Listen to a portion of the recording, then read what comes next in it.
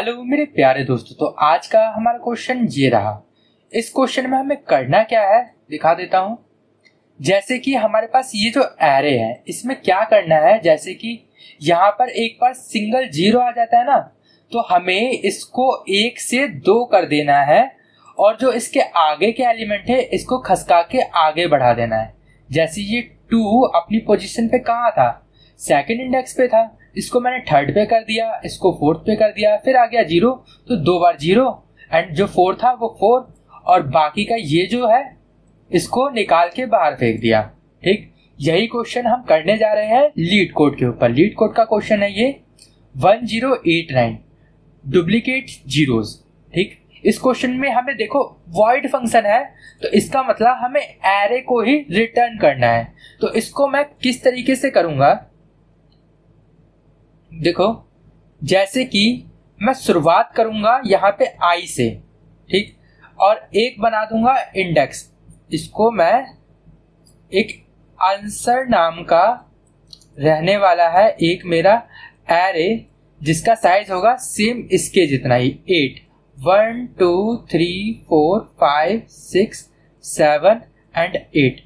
ठीक है, अब जैसे ही सबसे पहले मेरा आई चलेगा, लिख लेता हूं यहाँ पे एरे 1 0 2 3 0 4 5 एंड 0। ठीक, अब मैं चलाऊंगा आई को यहां से और एक रहने वाला है मेरा इंडेक्स। ठीक है, ये क्या करेगा, ये मेरे यहाँ पे आंसर नंबर्स को स्टोर कराता चला जाएगा। सबसे पहले इसको मिला 1 मिलेगा तो सिंपली 1 को मैं स्टोर करा दूंगा। ठीक, अब क्या करूंगा, इंडेक्स 0 था, इसको बढ़ा के 1 कर दिया। ठीक, अब आई बढ़ के यहाँ आ चुका है। ठीक है, जैसे ही ये यहाँ पे आया इस पोजीशन में मैं चेक करूंगा, ये अगर 0 है तो मैं इसको 2 बढ़ा दूंगा तो ये 3 हो जाएगा और यहाँ पे एरे के अंदर 2 बार मैं 0 को स्टोर करा दूंगा। ठीक है, देन फिर आई मेरा यहाँ पे आया, चेक किया ये 2 है तो 2 को ऊपर लगा दिया मैंने, फिर आगे आया तो ये 3 को लगा दिया मैंने, ये 2 बढ़ चुका है, ये 2 बार मैंने बढ़ाया था ना, तो ये हो चुका है मेरा 5। ठीक, यहाँ पे आ चुका है IDX। ठीक है, अब यहाँ पे चेक करा ये क्या है 0, तो 2 बार मैंने 0 लगा दिया और इसको बढ़ा दिया 2 आगे, ये पहुंच चुका है मेरा 7th पोजीशन पे। 7th पोजीशन पे अब यहाँ पे आया, ये क्या था 4 था हमारा, ये 4 था, अच्छे से बना देता हूँ थोड़ा, 4 था तो यहाँ पे 4 को लगा दिया तो मेरा फाइनल आंसर ये आया। देखो, ठीक है, ठीक, ये आया और इसी को मैं रिटर्न करा दूंगा। ठीक है, लेकिन यहां पे क्या हो रहा है, यहां पे वॉइड फंक्शन दे रखा है, इसको रफ कर देता हूं, वॉइड फंक्शन दे रखा है, ये वॉइड फंक्शन है, तो मुझे रिटर्न क्या करना है, एरे को ही मैनिपुलेट करके वैसा बना देना है। तो मैं क्या करूंगा, पहले मैं आंसर नाम का पूरा एरे बना लूंगा, देन एक एक करके सारे जो नंबर्स है वो एरे नाम का जो एरे आया है, जो ARR नाम का एरे आया है उसके अंदर मैं एक एक करके सबको स्टोर करा दूंगा। तो सेम चीज यही करने वाला हूं। तो मैं एक बार इस पूरे को रफ कर देता हूं और कोड की तरफ बढ़ता हूं। यहाँ पे सबसे पहले मैं एक n बना देता हूं जो कि रहने वाला है एरे का लेंथ। ठीक है, अब इसके बाद क्या होगा, एक मैं बनाऊंगा इंट आंसर नाम का एरे जिसका साइज रहेगा n। ठीक है, अब मैं एक फॉर लूप चलाऊंगा इंट i इक्वल टू 0 से लेके जो कि चलेगा i लेस देन n तक, जब तक वो i n से छोटा है तब तक चलेगा, और नहीं एंड ऑपरेटर लगाऊंगा, और जो मैं एक IDX नाम का वेरिएबल बनाऊंगा जो आंसर के नंबर को स्टोर कराएगा। Int IDX equal to 0। ठीक है, ये भी मैं चेक करूंगा, ये जब तक n से छोटा है तब तक ही ये चलेगा। अगर i की पोजीशन या फिर idx की पोजीशन वो बड़ा हो जाता है n से, तो इस केस में क्या होगा, ये लूप रन ही नहीं करेगा और मेरे को डायरेक्ट आंसर दे देगा। ठीक है, एंड i प्लस प्लस। अब अगर इफ अगर ARR ऑफ जो i है वो अगर मेरा बराबर नहीं है 0 के, तो इस केस में क्या करूंगा, जो आंसर है idx पे इसको एक बढ़ा देते प्लस प्लस, इसको बराबर कर दूंगा ARR ऑफ i के।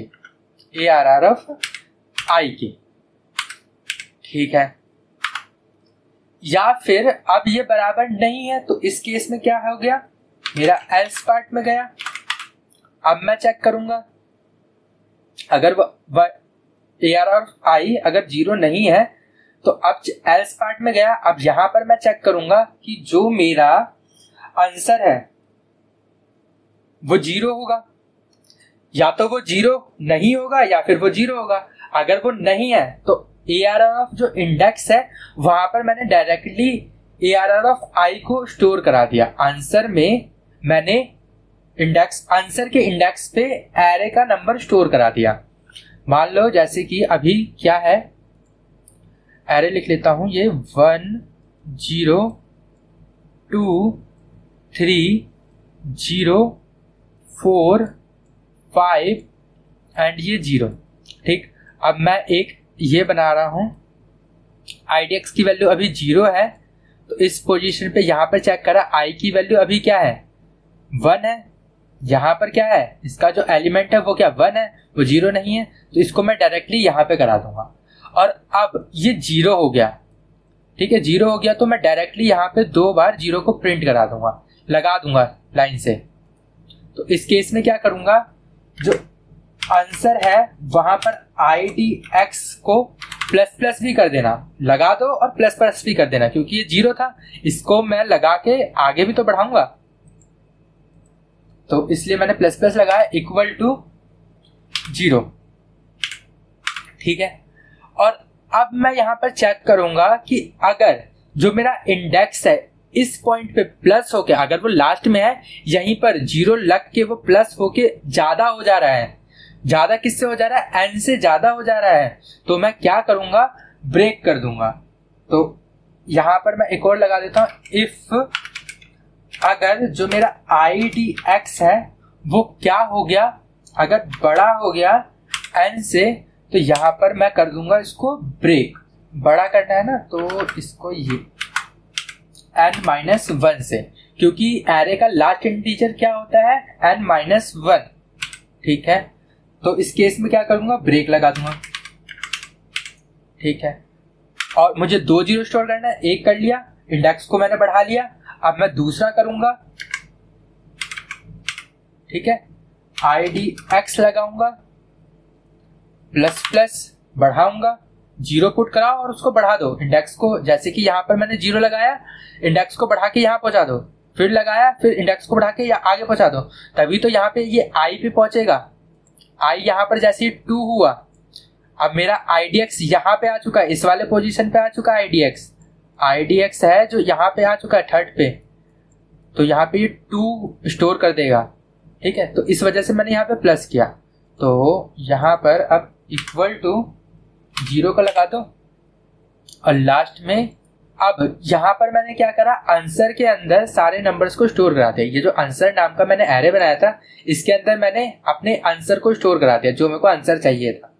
लेकिन मुझे क्या करना है, एरे के अंदर डालना है, तो अब मैं क्या करूंगा, एरे के अंदर सभी नंबर को स्टोर करा दूंगा। For loop int i equal to 0 and i जाएगा n तक एंड i प्लस प्लस, और यहां पर ARR ऑफ i बराबर होगा आंसर ऑफ i के। ठीक है, आंसर के नंबर मैं एरे के अंदर स्टोर करा रहा हूं, ARR के अंदर स्टोर करा रहा हूं। बस अब मैं इसको रन करता हूं, रन हो गया, सबमिट करता हूं, देखो सबमिट भी हो चुका है। अब बात करते हैं time complexity and space complexity. Space complexity मैंने इसको सॉल्व करने के लिए एक एरे लिया है, तो इसका मतलब क्या हुआ, बिग O ऑफ n, जो मेरा स्पेस कॉम्प्लेक्सिटी है वो क्या हो गया, बिग O ऑफ एन, ठीक है, बिग ओ ऑफ एन। जो मेरा टाइम कॉम्प्लेक्सिटी है वो क्या होगा, big O of 2n। 2n कैसे, एक बार यहां पे मेरा लूप चला n टाइम, एक बार यहां पे मेरा लूप चला n टाइम, तो nn क्या हो गया 2n। लेकिन इसको पढ़ेगा क्या, big O of only n पढ़ा जाएगा। उम्मीद करता हूं कि ये क्वेश्चन आपको काफी अच्छे से क्लियर हुआ होगा। तो एक बार इसी कोड को कॉपी करके डायरेक्ट यहाँ पर पेस्ट भी कर देना, तो ये सिंपली हो जाएगा, ठीक है। तो उम्मीद करता हूँ कि ये क्वेश्चन आपको काफी अच्छे से क्लियर होगा, और इसका लिंक तो आपको पता ही है, डिस्क्रिप्शन में होगा, ठीक। तो एक बार लीड कोड पे भी सॉल्व कर लेना, और यहाँ हैकरैंक के ऊपर भी सॉल्व कर लेना। तो अब मैं मिलता हूँ आपको अगली वीडियो में, तब तक के लिए गुड बाय, sayonara।